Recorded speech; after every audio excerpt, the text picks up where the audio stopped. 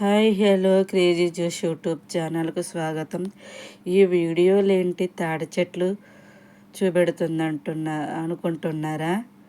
అసలే summer season, తాటికల్లు విరివిగా దొరుకుతుంది. ఇంకా సమ్మర్ సీజన్లో చుట్టాలు రావడం, పెళ్ళిళ్ళ సీజన్, ఫంక్షన్స్ చాలాగానే ఉంటాయి కదా. అలా రాకపోకలు ఉంటాయి కదా, చుట్టాల ఇంటికి అటు ఇటు, అమ్మమ్మ వాళ్ళ ఇంటికి, నాయనమ్మ వాళ్ళ ఇంటికి అని పిల్లలు వెళ్తారు కదా. అలా వెళ్ళినప్పుడు ఇలా తాటి చెట్లు అయితే కనబడ్డాయి. అక్కడ నుండి మేము తాటి ముంజలు అయితే తీసుకొచ్చుకున్నాము. 2 గిల్లలు అయితే తీసుకొచ్చుకున్నాం. పల్లెటూరు కాబట్టి విరివిగానే దొరుకుతాయి. మేళ తెచ్చుకొని వాటితోటి అయితే కుస్తీలు పడుతున్నాము. అలా ఒక్కొక్కటి తాటికాయను విడదీసుకుంటూ వాటిని తినడానికైతే కుస్తీలు అయితే పడుతున్నాం. ఫస్ట్ అయితే తాటి గెల నుండి తాటి ముంజలని అయితే అలా విడదీస్తున్నాము. విడదీసిన తర్వాత వాటిని కట్ చేసుకొని తాటి ముంజలు తినాలి కదా. తాటి ముంజలు అయితే తినడానికి అవి ఎలా కట్ చేసుకొని తింటున్నాము.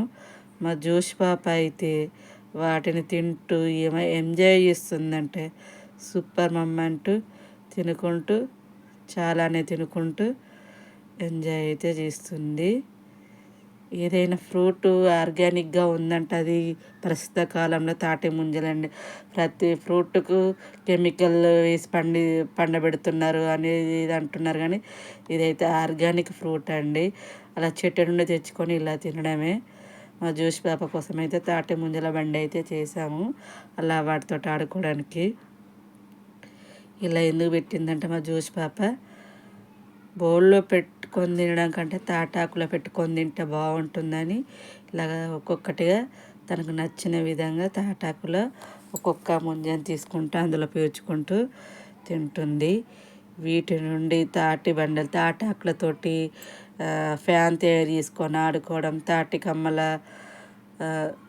రకరకాలుగా గుడిసెలు కప్పుకోవడం అలా చాలానే ఉంటాయి తాటాకులతోటి అయితే. ఇవి పండిన తర్వాత తాండ్రు తయారవుతుంది. ఈ తాటికాయలను మంటలో బాగా కాగబెట్టుకొని జ్యూసీగా బెల్లం వేసుకొని జ్యూస్ తాగితే బాగుంటుంది. తాటి ముంజల రసము బాగుంటుంది.